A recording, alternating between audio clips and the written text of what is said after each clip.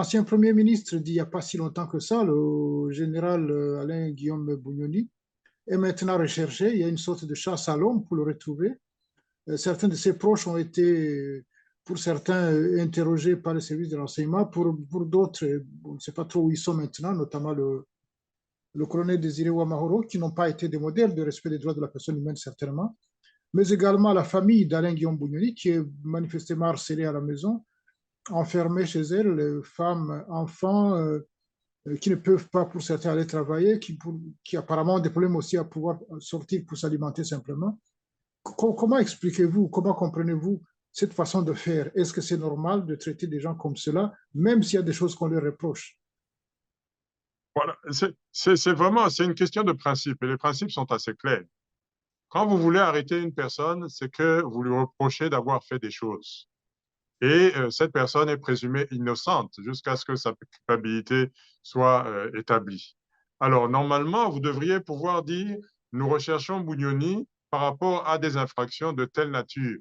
Et donner même les références du code pénal ou de je ne sais quel texte de loi qui ont été violés par cette personne. Et cette personne doit répondre individuellement de ses actes. Alors maintenant, si cette personne a fui, ça c'est autre chose. Deuxièmement, cette personne, vous arrivez à l'arrêter. Cette personne doit être traitée de manière humaine. Bon, la présomption d'innocence, c'est le premier point. Et puis, éviter la torture, éviter que cette personne, on la prive de quoi manger, etc.